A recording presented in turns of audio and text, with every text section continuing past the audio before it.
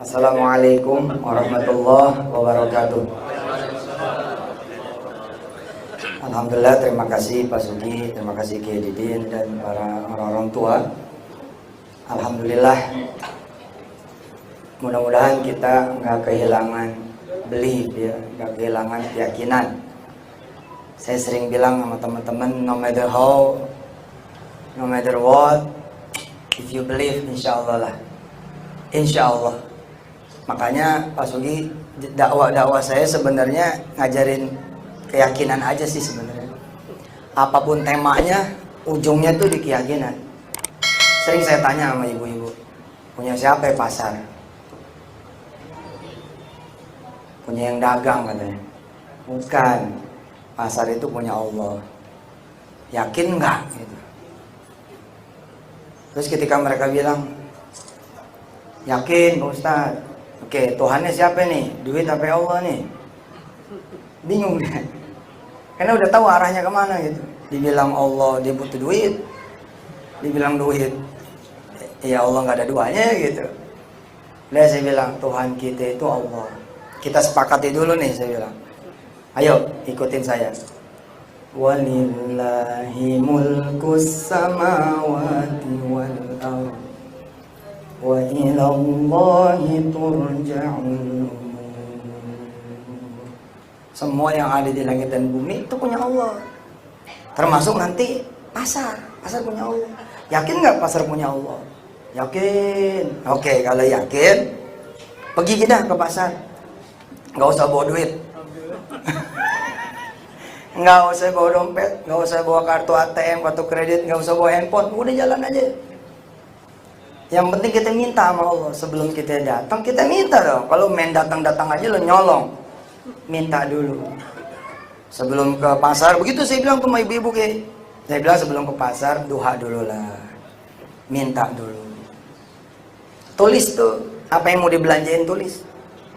Tulis, taruh di atas sejadah, kita sholat dah. Terus kita bilang dah sama Allah, innad duha'a duha'uka, wal baha'a baha'uka, wal jamala wal quwwata wal qudrata wal ismata. Nah, ambil kertasnya.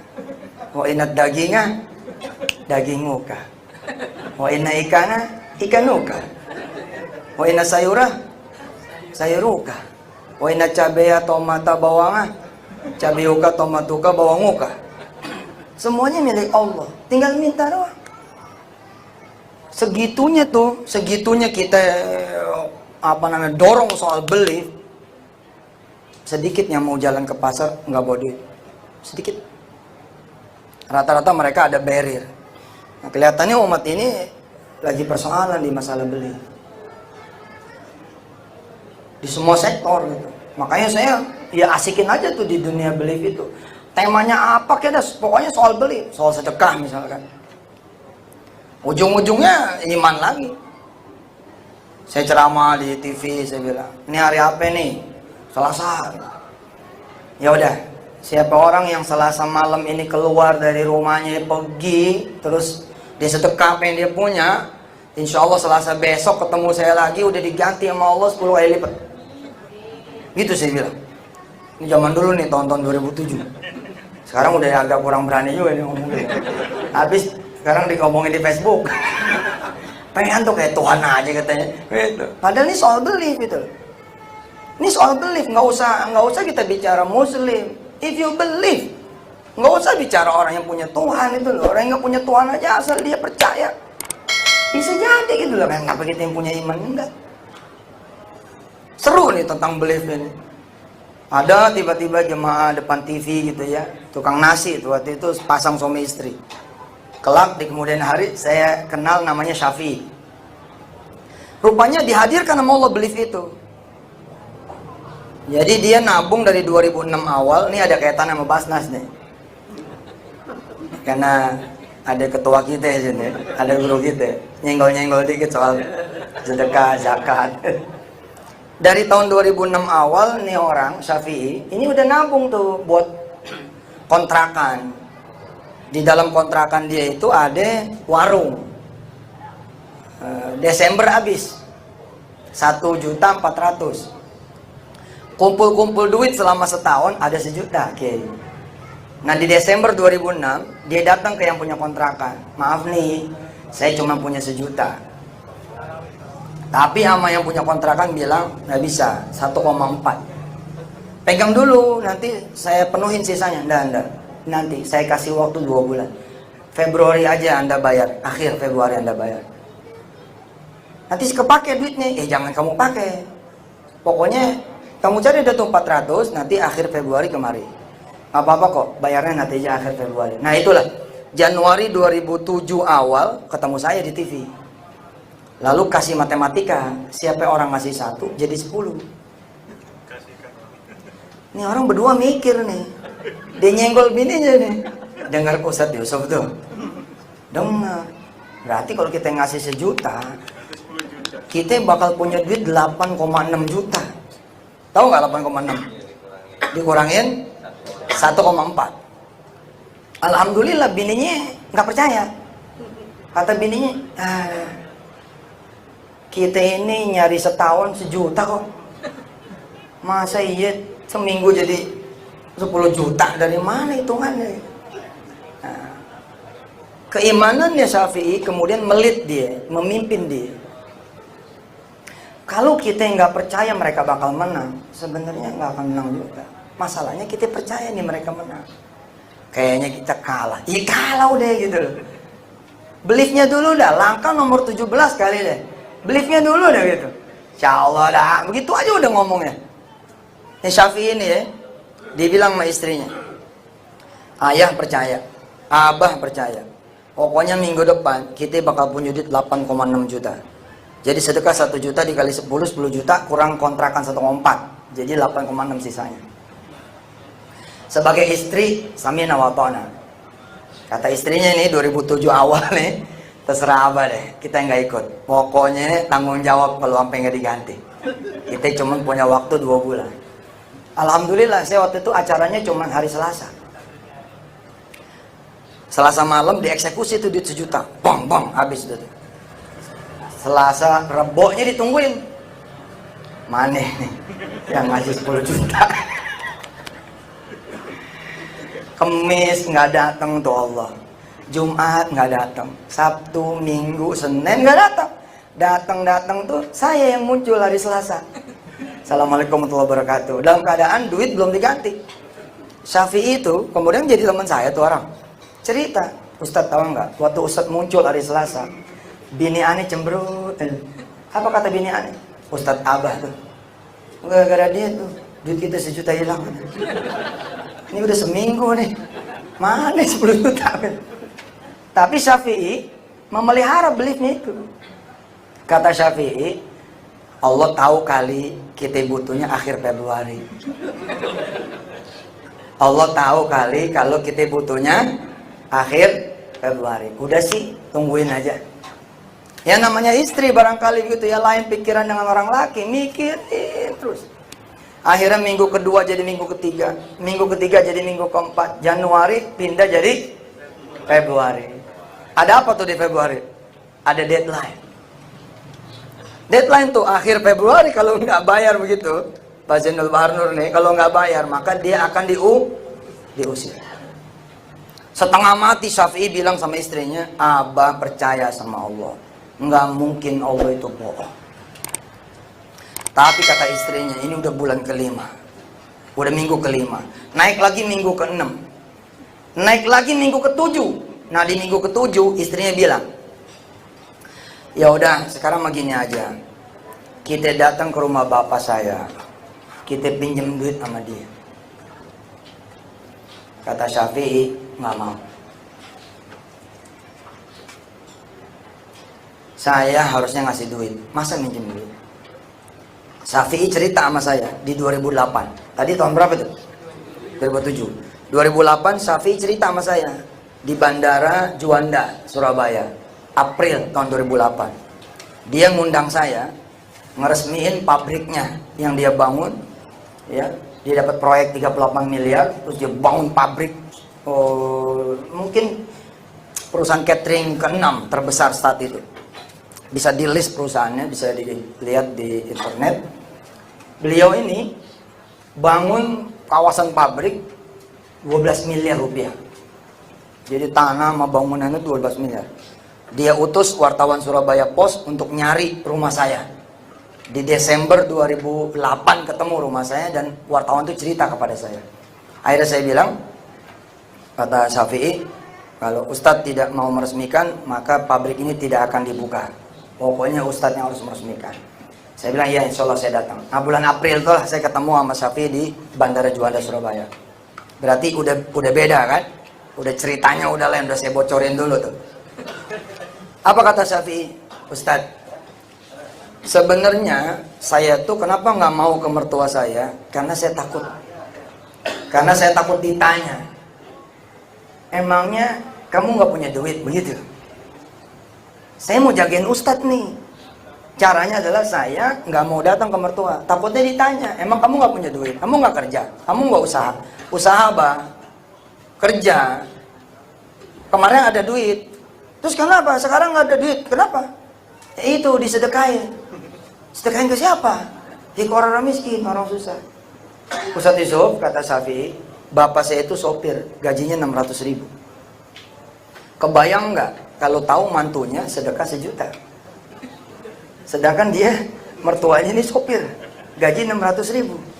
Karena itulah Syafi'i bilang saya nggak mau datang. Akhirnya di minggu ke-7 Syafi'i bilang nih, ini nguji mental nih, menguji iman nih, nguji belief nih.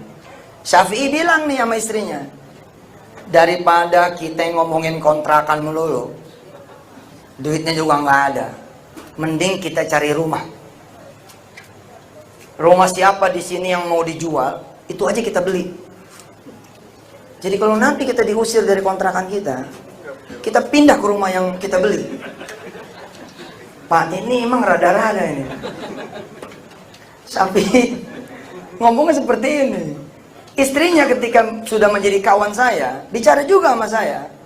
Istrinya Syafi'i, Ustadz, sebenarnya waktu itu saya juga pusing palanya. Akhirnya saya iyain aja. Suami saya nyari rumah, saya ikut. Maksudnya supaya refreshing aja gitu. Ternyata suami saya benar-benar nanya rumah. Jadi ada rumah, tulisannya dijual, diketuk sama Syafi'i. Benar ini rumah dijual. Assalamualaikum, ini benar rumah dijual. Benar dijual. Buat siapa? Buat saya. Dilihatin tuh Prof, dari atas ke bawah. Buat panjenengan ini. Iya buat saya. Oh iya masuk dulu. Istrinya nggak mau masuk. Kata istrinya, bah, ini bukan rumah kita. Si abahnya bilang, emang bukan rumah kita. Kita lihat-lihat aja. Ayo, masuklah ke dalam. Istrinya cerita, ya Allah Ustaz, dengkul saya gemeter ngeliat rumah itu. Kebayang ya Pak, rumah dia itu 1.400.000, udah ama warung nasi. Yang si istrinya pikirin, kalau nggak diperpanjang, kan dia harus pindah rumah. Nanti pelanggannya gimana?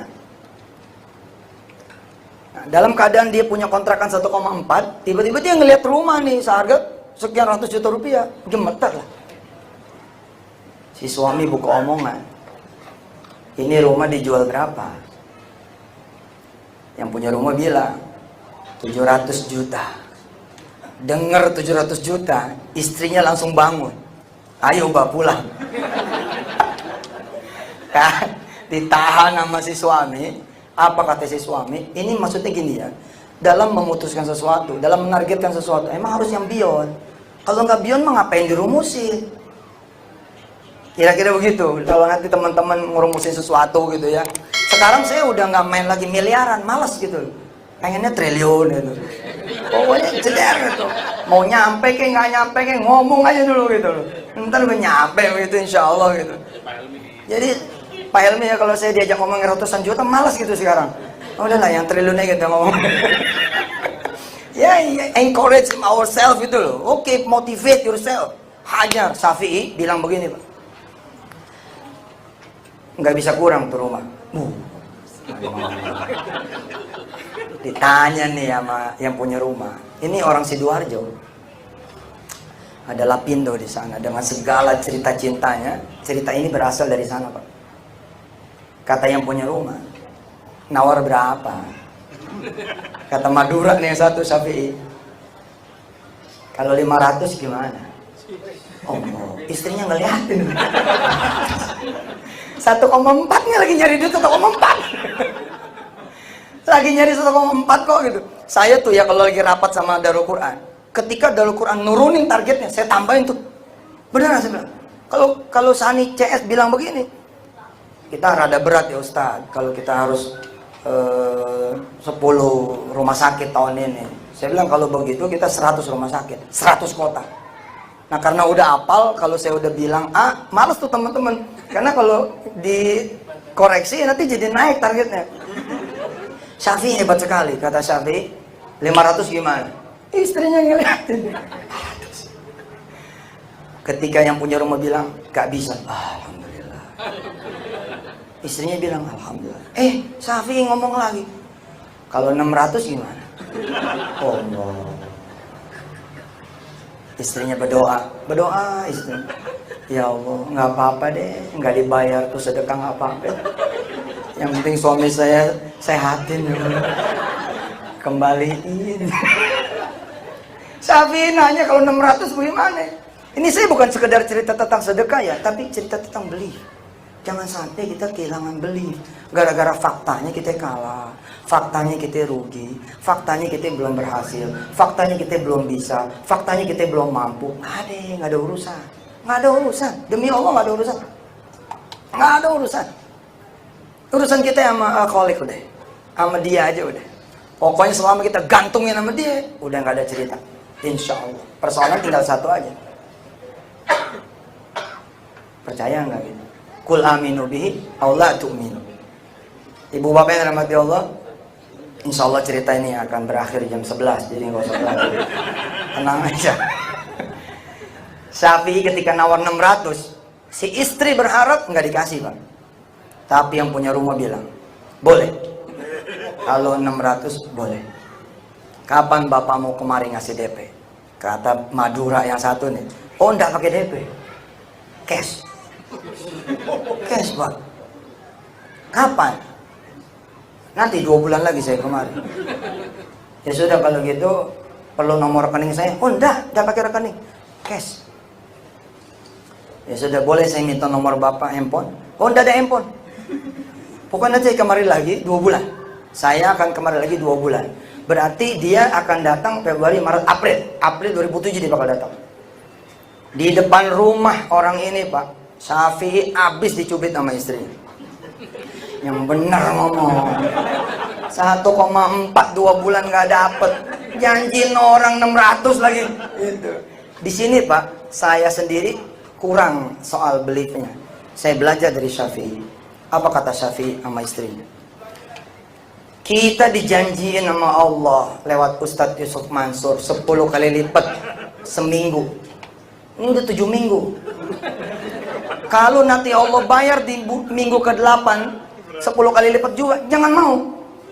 Enak aja kita berantem apa segala macam, dibayar 10 kali lipat, jangan mau. Abang mau bangun malam ini, abang mau ngomong sama Allah, nggak usah Allah pikirin kontrakan abah lagi. Pikirin rumah aja. Abah malam ini mau bangun malam, mau bilang sama Allah, bayar abah 700 kali lipat. Udah kontrakan gak usah dipikirin. Bayar abah 700 kali lipat. Ustadz tuh bilang, kalau ada yang gak dibalas 10, tenang aja. Bakal ada yang balas 700 kali lipat. Berarti kita akan dapat 700 kali lipat. Nanti nih Bu, kalau kita dibayar sama Allah 700 kali lipat, kita bayar yang di rumah 600 juta, lalu abah kasih sisanya ke ibu 100 juta. Istrinya kemudian langsung pergi Pak, meninggalkan. Kita jangan kebanyakan ngitung atas kertas. Jangan kebanyakan ngitung kekuatan kita. Dan ngitung pula kekuatan lawan. Kekuatan lawan nggak usah dihitung. Kecuali sebagai kehati-hatian. Karena kalau kelewat ngitung nih, kita ngeri sendiri. Kita jadi kayak berhadapan sama monster, berhadapan sama orang yang unbeatable. Kita bakal berhadapan dengan sosok atau lembaga atau negara atau problem yang tidak unsolved, yang tidak selesai. Nggak usah dipikirin, pikirin Allah saja. Qulillahumma malikal mulk. Dialah Allah al-akbar. Dialah Allah akbar, yang maha besar. Pikirin dia aja. Kalau sudah yakinnya kayak begitu, nanti miracle will come. Nanti keajaiban bakal datang. Anyhow, udah. Judulnya nanti bagaimana ceritanya. Seperti Syafi'i. Minggu keberapa tadi tuh? Minggu ke-7. Terus geser jadi minggu keberapa? Ke-8. Ke-8 ada apa di sana? Ada deadline. Jadi minggu ke-7 tadi itu ya. Minggu ke-8. Minggu ke-8 ada apa di situ? Ada deadline. Kalau nggak bayar bakal diusir. Tapi Allah udah bilang, innala nudhi'u ajra man ahsana amal. Allah nggak akan sia-siain iman seseorang. Nggak Allah sia-siain. Kalau kita udah beli, itu nggak ada cerita logika, Pak. Karena emang soal keyakinan.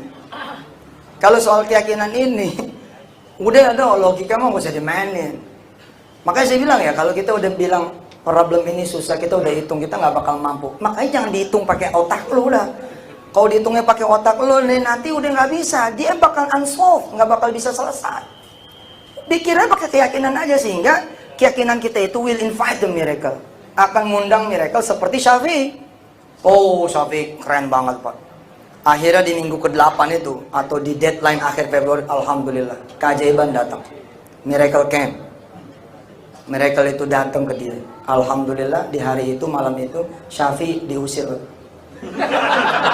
Gak percaya loh, diusir. What miracle you expect? Apa sih miracle yang Anda harapkan? Nggak bakal lah. Allah ini unpredictable, punya gerakan dia tuh nggak bakal kekira sama kita. Ternyata dengan diusir itu, Syafi'i, Allah jadi miliarder. Emang sih satu sisi Lapindo masalah lah satu sisi, tapi sisi yang lain banyak sih bilang cerita cinta kayak Syafi'i. Jadi Syafi'i itu pindah, Pak, ke pasar pengungsi di 2007. Di Februari akhir, pindah ke pasar pengungsi Sidoarjo, Lapindo. Siapa yang sangka di situ malah datang nih orang yang nggak ada kelasnya, itu orang biasa punya. Cuman nanya gini, Kiai, tadi ayatnya dibacain gitu sama imam kita. Wa ilam yusibha bil fatal. Kalau nggak dikasih semua, dikasih 10% gitu. Syafi'i termasuk yang dikasih pol.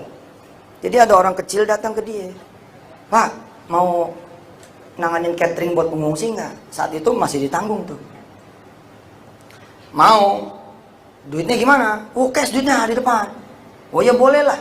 Bayangin ya, Pak, kalau Allah kemudian realisasiin janjinya ngasih 10 kali, ini nggak terjadi nih ceritanya.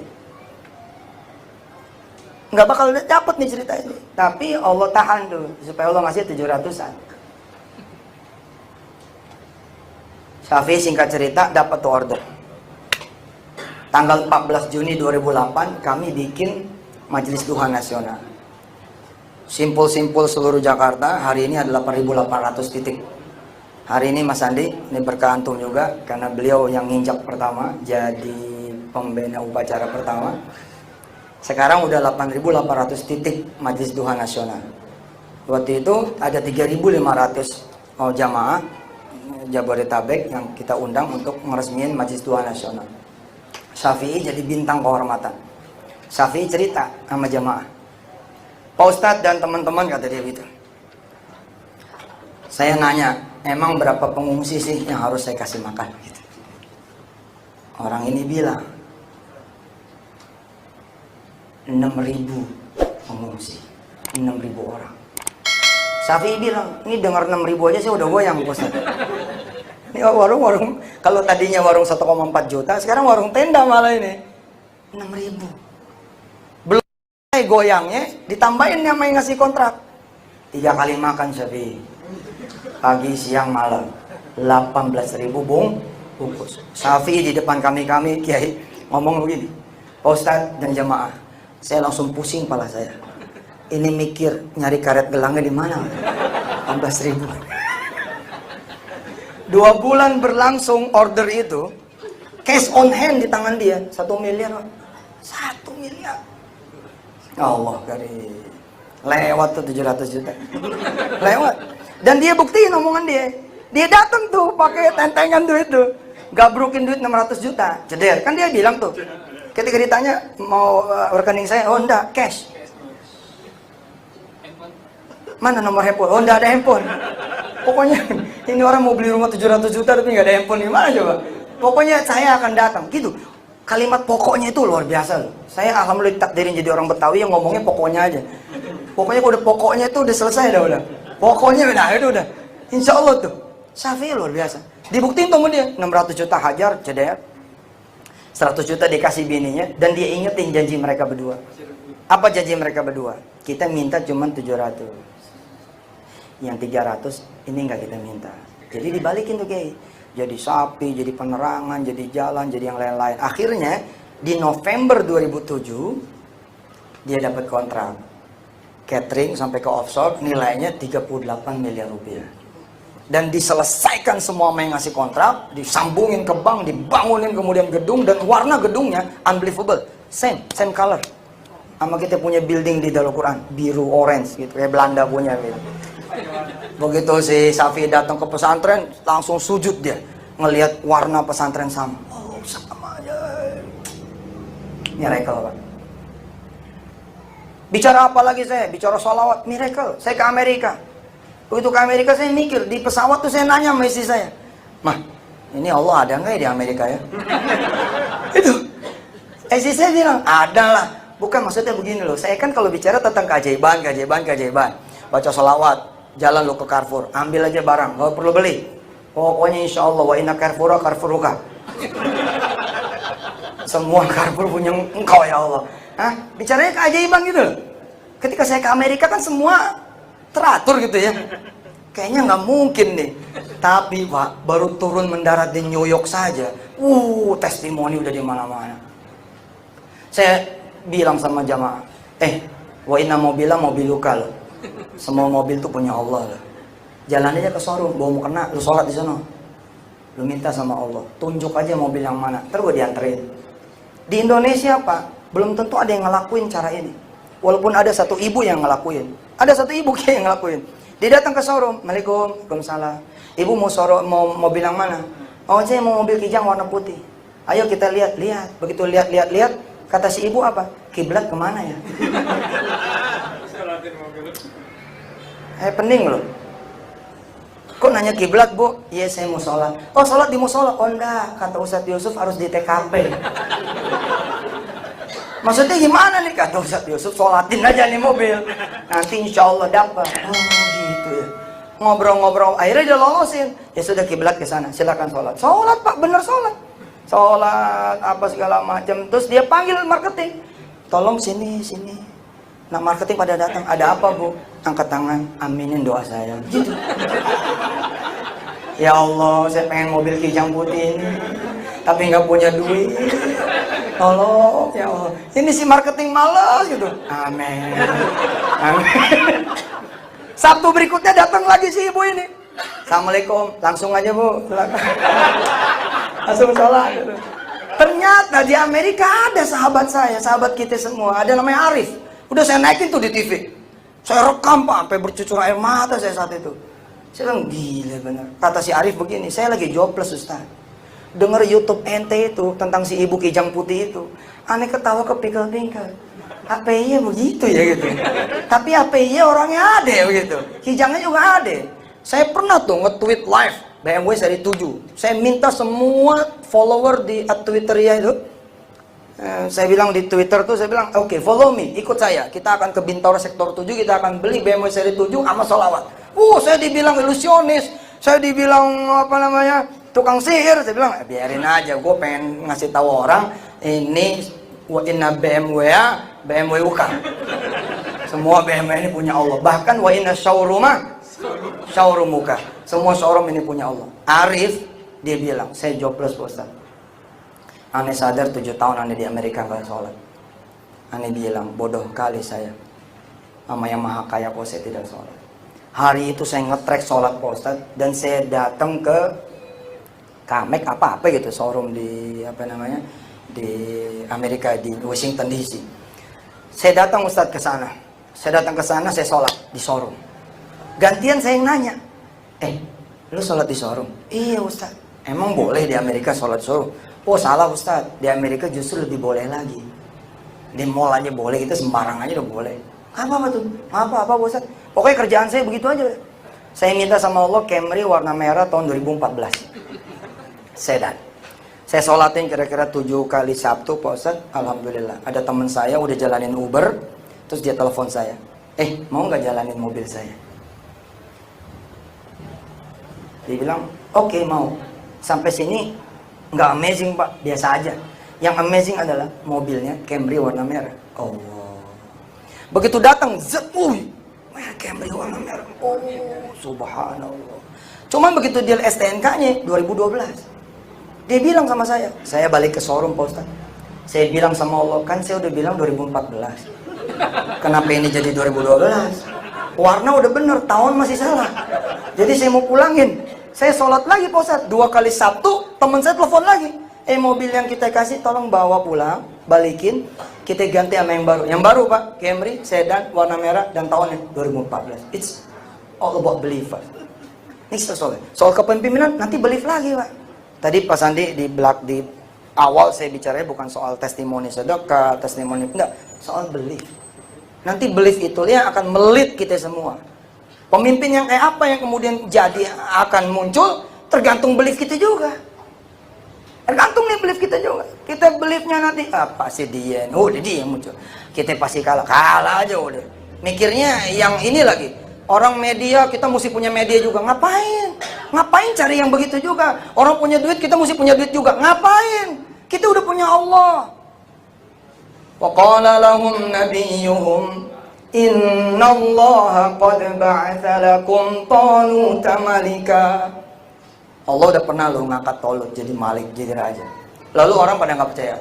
Qalu, mereka bertanya nih, anna yakunu lahul mulku alaina wa nahnu ahaqqu bil mulki min wa lam yu'ta sa'atan minal mal. Kok bisa Talut jadi raja? Orang dia badannya kayak bagaimana, kemampuan politiknya payah, harta juga nggak ada, postur tubuh, badan semua. Kata Nabi sih salah. Allah udah rubah dia. Allah udah rubah. Apa yang Allah rubah dia? Allah tambahin wa zadahu bastatan fil ilm wal jism. Allah tambahin di ilmunya, Allah tambahin dia jismnya, badannya. Jadi kalau kita pakai ukuran nanti kayak orang, kita kayaknya mesti punya media nih, bocor. Aduh, ntar kita jadi capek dulu untuk nyamain ke mereka. Sementara mereka udah lari nih kemana tahu. Jawaban kita sebenarnya dibeli tadi di iman. Gimana sekarang caranya kita orang ini jadi simpul, semua orang berjamaah, semua orang ngopeni Quran, semua orang kemudian duha. Itu aja udah, ntar gue naik sendiri nih. Biarin aja dia bangun jayan ono. Ntar orang tuh bangun kayak Konstantinopel gitu, dikasih ke kita. Kita nggak perlu bangun, dia yang bangun, biarin. Nabi kasih ke kita. Biarin aja, nggak apa-apa kan ya? Iya nggak apa-apa gitu. Yang penting beliefnya ada nggak? Itu yang mesti dibangun. Terima kasih. Mudah-mudahan sholat kita diterima Allah Subhanahu Wa Taala. Kayaknya waktunya udah nggak ada. Ntar aja kita. Penting sekali untuk Ustaz tadi. Untuk saya? Oh subhanallah. Iya, 2 menit ya? Iya. 1 menit. 1 menit. Ini ada tugas dari beliau ini. Siap. Ya ijmi itu adalah falah. Itu prinsip yang ke-6. Berarti kita harus menang. Nah, ini ilmunya beliau ini luar biasa kan? Apa itu? Kita selama ini kan kalah terus dari kelompok Yahudi. Nah, kita harus menang karena ilmu manajemen Islam itu harus kita menang di dunia. Oke. Nah, silakan. Insya Allah. Baik. Pasti. Terima kasih. Assalamualaikum warahmatullahi wabarakatuh. Ini juga perlu kita perhatikan, saudara-saudara. Harus change your word. Kata-katanya harus dirubah. Kalau bisa kita jadi the winner Paul. In fact we lose, okay, do not say that. Jangan dikatakan. Ini pengaruhnya banyak. If you can change your words, nanti kita bisa change our word. Kalau kita bisa mengubah kata-kata kita, nanti kita bisa mengubah dunia kita. Dari situ aja dulu bermula.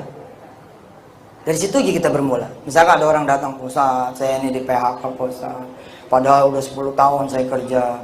Oh, itu perusahaan dari bawah loh, Pak Ustaz. Saya yang bangun loh, Pak Ustaz. No. Saya bilang balik. Coba datang lagi dengan kalimat berbeda. Saya ajarin sedikit, terus dia balik. Beda, Pak. Pak Ustaz, apa kabar Pak Ustaz? Baik, alhamdulillah. Pak Ustaz, saya punya pengalaman 10 tahun loh. Lain kan? Saya pernah bimbing orang, nemenin orang dari nol, Pak Ustaz. Saya sampai jadi loh. Sekarang perusahaannya bagus banget. Yang lus tadi nggak usah dibicarakan. Jadi kayak gini, kayak tadi tuh ya, misalnya kayak apa ya, selama ini kita kalah. Kalau bisa yang itunya di delete aja. di delete aja, ke depannya aja bicaranya yang satu. Contoh begini, saya sebenarnya kalau matematika sih payah saya, tapi kalau bahasa Inggris oke. Nah, kalimatnya dirubah. Yang kalah matematika itu, yang itu nggak usah diomongin, langsung aja ngomong, saya jago bahasa Inggris, selesai gitu. Saya kecil nih, lawan saya gede. Misalnya lawan saya Pak Baktiar misalnya. Terus saya ngomong gini, Baktiar, biar gua kecil, gua nggak takut sama lo. Itu nggak penting ngomong gua kecil. Langsung aja ngomong, gua nggak takut sama lo, gitu. Nggak usah nyebut gua kecil. Itu. Nah, kalau mau yang lebih hebat lagi, Pak, do one action aja langsung. Gimana cara? Tusuk aja langsung. Nggak usah pakai ngomong-ngomong. Oke, kita salat tarawih yuk. Wassalamualaikum warahmatullahi wabarakatuh.